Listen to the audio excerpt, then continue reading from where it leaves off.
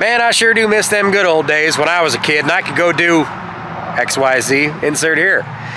Remember when you were younger, when you could go out and do things, when you were an automotive enthusiast? I do. I certainly do. And it feels like things have changed considerably from when I was a kid. Now, don't let the gray beard fool you. I'm not that old. It's not been that long. But it does seem like car culture has changed drastically, and I want to talk about it. I want to do a therapeutic conversation between myself and you folks in the comments section about how the automotive community has changed and if there's anything that we could maybe possibly do to fix it. I'm very, very curious. This is my dad's 1991 GMC Cyclone. We bought this brand new back in 1992, and when I was living in Greensboro, North Carolina, this was kind of the vehicle that ruined me on automotive stuff. I had pretty reasonable access to it. My dad was out of town quite a lot, and you know, the old man's truck sitting in the driveway. Might as well go have some fun with it. So in the mid-90s, when I was in high school, this was pretty much the end-all be-all when it came to street trucks or street cars or really anything. On a drag race, in a street situation, it was nigh unbeatable. You could roll up in just about anything, and because of the party platform that this thing really is with the mechanical grip it and rip it at every single green light. You'd also go out cruising Thursday nights, Friday nights, Saturday nights. You'd cruise up and down, we'd turn around at the Krispy Kreme, and it wasn't anything super exciting, but it was a way to hang out with your friends, maybe meet some people, hit on some chicks, get yourself some Krispy Kreme. But it was just kind of part of the culture. That's what you did. You went and you had a good time, and it was other people that were out there doing the same thing. You went out there to be seen and to see each other. It was also kind of the period where you were really modifying stereos as well, and everything came with a single din or a double din. Not this crazy stuff nowadays where you've got that infotainment center in the middle of the car and you've got digital screens all over the place. You could take out that crappy factory stereo system and put in whatever you want to. It was a great, great time. And it led to a lot of really interesting custom conversations about what did you do to your car, because all of them were cheap and easily modifiable.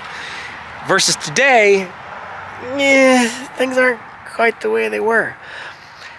I know that there's a lot of people that have grown up in generations prior to me, that, you know, drove stuff like that or that or that when they were a kid. And I know you guys all have the same kind of stories.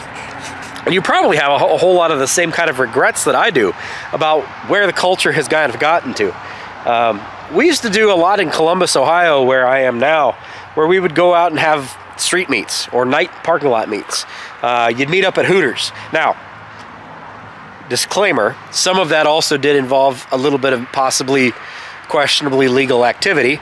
But aside from that, the culture was you would get on a messaging board or you would talk with amongst your friends and you guys would all agree to meet up at Hooters on East Main Street at 10 o'clock or 2 o'clock or whatever. And you just hung out. You had some wings, you had a beer or two if you were of legal age to drink. And you went out to the parking lot, and it was basically just kind of a rolling every week car show kind of thing. It didn't require RSVPs on Facebook. It didn't require massive amount of texting back and forth. It didn't require all of the other stuff that we kind of seem to be hobbled by these days. You just did it. Like back in these days, if there was a car show, you just said you were going to go to the car show, and then you went to the car show. You know, back in the olden days, you couldn't just reach people immediately. You had to kind of stand by your word about, yeah, I'll be there. And usually you were. If you didn't, you better have a good excuse for the next time somebody does see you and you stood them up. But it does make me kind of wonder about, you know, where the car culture has gone, where it is now, and if there's any really way back to it. We've had a lot of issues over the last, I would say probably 10 years here in Columbus, where our car culture has very much changed for the negative. And I recognize that I'm out of the generation that's out and about gallivanting around in the evenings.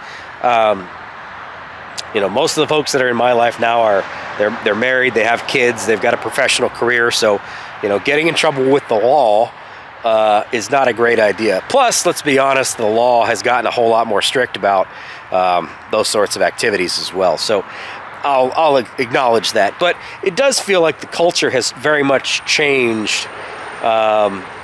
It's not nearly as, dare I say, wholesome. I don't know. Maybe I'm wrong. I don't think I am. I can remember so many nights that we were out at Hooters, or you go out to even Cars and Coffee. Even Cars and Coffee here in Columbus has been unfortunately corrupted, which was kind of an institution for the last like decade and a half. Cars and Coffee was a Saturday morning thing for us. You get up and you go out at like 9 o'clock in the morning and you go to Cup of Joe, and we would have, depending on the weather and whether or not Ohio State was playing that day, anywhere from 100 to 400 cars, depending on what it was. And it was fantastic. And it was just hanging out, talking around cars, talking about people who have to do with cars, talking about car events, and drinking coffee. That's all there was. And then it kind of got to the point where everybody was showing off and, you know, doing burnouts and getting a little bit crazy, and then people sliding in the parking lots and sliding out on the public roads and creating disturbances and making it not safe, and then it's over with. Same thing happened to all of our night meets. Every time we would have a night meet, if we'd set something up where you had to get people together, you know, in a Circuit City parking lot or wherever in your neck of the woods that would have been, it was great for a while, and then people started to make it less great. To the point where, in most cities I'm familiar with nowadays, it's not even a thing anymore. The nighttime car culture is over with, let alone the whole idea of cruising. Back when I was younger, in high school, when I wasn't in North Carolina, we had a Hamburger Hill in my town. And it was just a uphill, downhill slope, straight road, 35 mile an hour, and all of the fast food restaurants were on that hill. It was in the right kind of headed into downtown. And Hamburger Hill was where you'd go cruise. You'd do 15 miles an hour. You know, you're not there to go fast. You're just there to look cool and to sound cool. You weren't there to make any major disturbances. You weren't there to break any laws. Although in many towns and areas and municipalities these days, cruising actually is against the law now. But it was a great time. It was really, again, wholesome kind of situation. And I'm curious if there's any way we can get back to that. Now, I realize that car culture has changed, car design has changed, and that there are fewer and fewer cars that are out there that are able to be modified. Heck, there's just fewer and fewer cars that are out there. Everybody wants these big old jacked up trucks and SUVs. Nobody wants cars anymore. And America doesn't build them anymore. Other than the Mustang and the Corvette, that's about it. And that's kind of a dang shame, because it really gets rid of the last little vestiges of what we had as a car culture. Now, fortunately for us, the Europeans and the Asian manufacturers are able to make some pretty cool cars. Sports cars, sedans, hatchbacks, coupes, wagons, all kinds of stuff. Just nothing that's American made anymore, and that's kind of a damn shame to me. But I'm curious if there's any way that we bring that back, or if we just are in those kind of like dying days. And I really don't want to be a negative kind of person. I'm generally a very positive guy. But I'm very curious if is there any kind of a golden era where things were the best.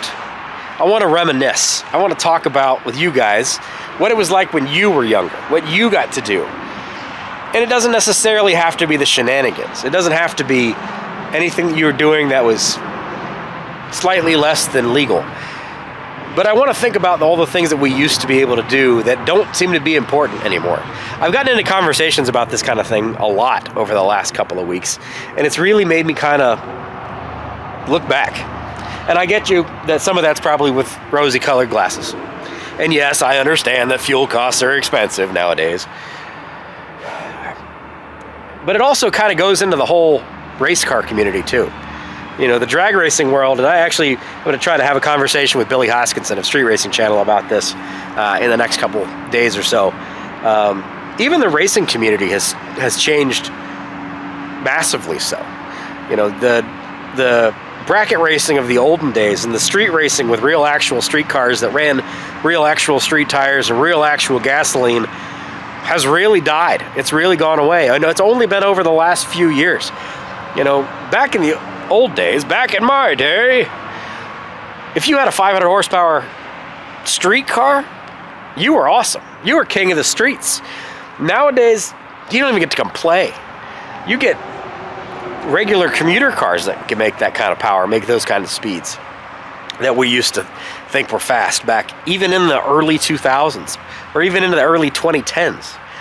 But as E85 changed things, as LS's changed things, as Turbo LS's changed things, as tuning changed drastically over that era, it really changed a lot. And now it's really, really hard for people to be able to go together and go out and enjoy kind of just some good old school, wholesome drag racing. Bill Hoskinson, actually, Old Man's Garage, is looking like he's doing an interesting event down at Edgewater Motorsports Park where they're trying to kind of bring back some of that old school vibe where it's, run what you brung, drive a street car, and do street car things with all your street car friends. Are you going to be the fastest car on the property? Oh, absolutely not. But you can go out and you can do some fun stuff because there's a lot of us that spend a ton of money and a ton of energy and a ton of time building cool cars from back in those days that can't compete with this new stuff. You cannot make something like this or something like this without a modern motor and some sort of forced induction anywhere near competitive to modern stuff. It's just not possible, or you're going to spend an obscene amount of money to do it, and it does seem like it kind of ruined the culture. Anyway, I'll get off my soapbox. I just wanted to talk about it. Let me know what you guys think. I'm truly interested in this kind of thing. And do you think that there is any kind of a way back? Do you think we have any kind of a last gasp of cool car culture, or are we living in the last days of it? And I'm genuinely very curious about this. So let me know what you think. Thanks for being here. By the way, huge congratulations to those of us who are paying attention on the channel, who have helped generate revenue for the channel this month. We have just cracked $300 on the channel that we will be donating to the victims of Hurricane Helene in western North Carolina. That area has been absolutely decimated, and there is going to be no end of need in that area, and we are going to donate every single dollar that this channel makes in the month of October to that effort. So your spending time here on this video will immediately go to funding that effort as well. So thank you guys all very much. For those of you who have watched previous videos and have been around for this, thank you guys. I really, truly do appreciate you. It's very flattering to see the team and community that we're building here. And hopefully, if you're a new viewer, you're interested in joining and you're going to tag along for the adventures ahead. This is Automotive Adventures with Austin, my own little personal corner of the YouTube internets where I work on my own cool projects and automotive musings, and I get to go have some fun with my own toys. So if you're interested in that kind of thing, click on that subscribe button. Anyways, I love you. Have a great rest of your day. Take care. Bye-bye.